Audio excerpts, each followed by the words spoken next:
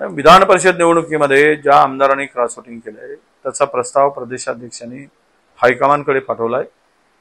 19 तारखेला मुंबईमध्ये काँग्रेसच्या महाराष्ट्रातील शीर्षस्थ नेत्यांची बैठक आहे।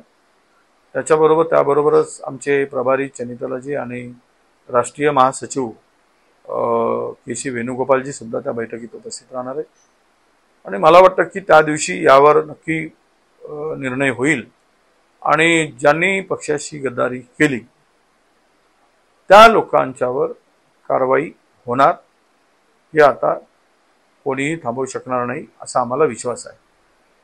12 तास जरी उलटून गेले असले तरी यावर कारवाई करायचा प्रस्ताव आम्ही एकमताने महाराष्ट्रातील नेत्यांनी तो आमच्या श्रेष्ठीकडे पाठवलाय आणि ही जी कीड आहे, ही जी बेईमानी आहे, पक्षात राहून गद्दारी करण्याचे जे काही मंडळी आहे त्यांना धडा शिकवणं आणि पक्ष स्वच्छ करणं हे आता अनिवार्य आहे आणि ती कारवाई नक्की होईल यामध्ये कुठेही दुमत नाही।